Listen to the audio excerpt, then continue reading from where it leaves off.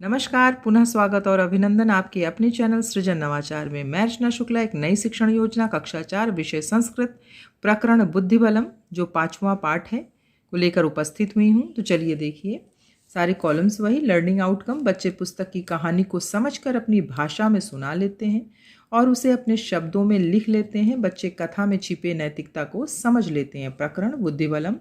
सीखने सिखाने की सामग्री, पाठ्यपुस्तक दीक्षा पर उपलब्ध शैक्षणिक सामग्री, चार्ट एवं चित्र, सीखने सिखाने की प्रक्रियाएं, गतिविधि। शिक्षक बच्चों से सामान्य बातचीत में जानने का प्रयास करेगा। बच्चों, आपने शेर की कोई कहानी सुनी है?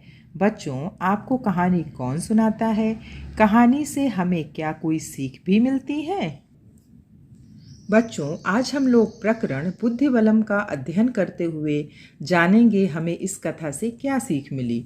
तत्पश्चात प्रथम अनुच्छेद का शिक्षक द्वारा संस्कृत में वाचन किया जाएगा। बच्चे अनुकरण करेंगे। श्याम पट पर शब्दार्थों को लिखते हुए अनुवाद बताया जाएगा। ये देखिए, शब्दार्थ आद्यंत जितना आपको लेना है, अनुवाद। एक वन में एक शेर रहता था। वह प्रत्येक दिन एक पशु का वध करता था। एक बार एक खरगोश का क्रम आया, लेकिन खरगोश देर से शेर के पास पहुंचा। देर के कारण शेर बहुत नाराज हो गया और देर से आने का कारण पूछा। महाराज, जंगल में एक दूसरा सिंह भी है। वह मेरे मार्ग में बाधा करता है। अरे, जंगल में एक अन्य सिंह भी है? हाँ महाराज। शिक्षण का मध्य। शिक्षक कुछ प्रश्नों के माध्यम से प्रथम अनुच्छेद का मूल्यांकन करेगा। सिंह कुत्र निवसति? सिंह प्रतिदिनम किम करोति?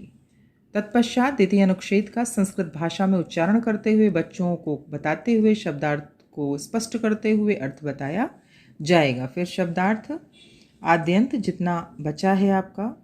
वह दूसरा शेर कहाँ है? पास में ही एक कुआं है, वह वहाँ निवास करता है।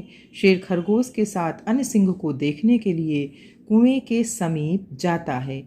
शेर कुएं के जल में अपनी परछाई देखकर कहता है, यही दूसरा शेर है। हाँ महाराज, यही दूसरा शेर है।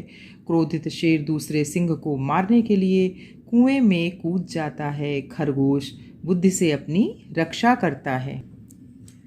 अतः सही कहा गया है, जिसके पास बुद्धि है उसी के पास बल है। पुनः काठिन्य निवारण किया जाएगा, अर्थ बताया जाएगा।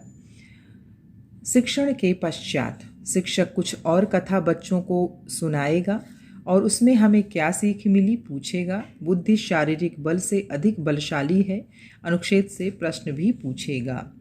सस्कः बुद्ध्या किम करोति? सिंह कूपजले किम पश्यति? गतिविधि, शिक्षक सभी बच्चों को गोले में बिठाकर दो बच्चों को गोले के बीच में शेर और सिंह की भूमिका में रखते हुए नाटिका के माध्यम से पाठ को कंठस्थ कराएगा।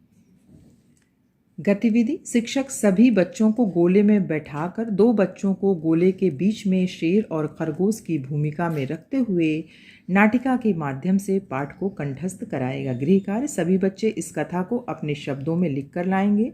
जो शब्द कठिन लगे उसे गोला करके लाएंगे। आगामी शिक्षण योजना, संस्कृत काव्य एवं गद्य में बच्चों को रुचि उत्पन्न करते हुए आगामी योजना का निर्माण किया जाएगा। आगामी शिक्षण योजना, संस्कृत काव्य एवं गद्य में बच्चों को रुचि उत्पन्न करते हुए आगामी योजना का निर्माण किया जाएगा।